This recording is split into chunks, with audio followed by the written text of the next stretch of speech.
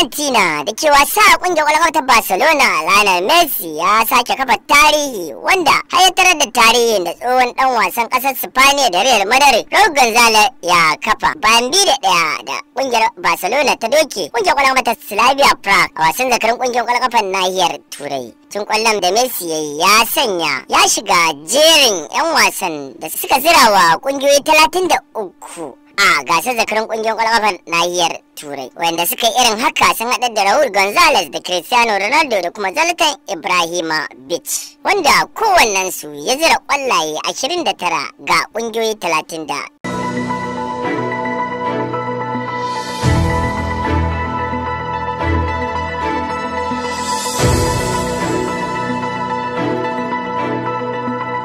Hukumar lura da gasar La Liga ta kasar Spaniya ta bayyana cewa za ta ɗaukaka ƙara bisa sanya ranar 18 ga watan Disamba a matsayin ranar da za a fafata wasan hamayya tsakanin Real Madrid da kuma ƙungiyar ƙwallon ƙafa ta Barcelona, wasan da ake masa taken El Clasico, inda hukumar ta La Liga ke bayyana cewa ita kaɗai take da damar sanya ranar, kuma ranar ta saba da ranar 4 da 7 da ta bayar a zaɓi ɗaya, kuma ranar da hukumar ta lura da wasannin ƙwallon ƙafar ƙasar Spaniya ta sanya ranar daidai da ranar da za a fafata wasannin gasar cin kofin Copa del Rey.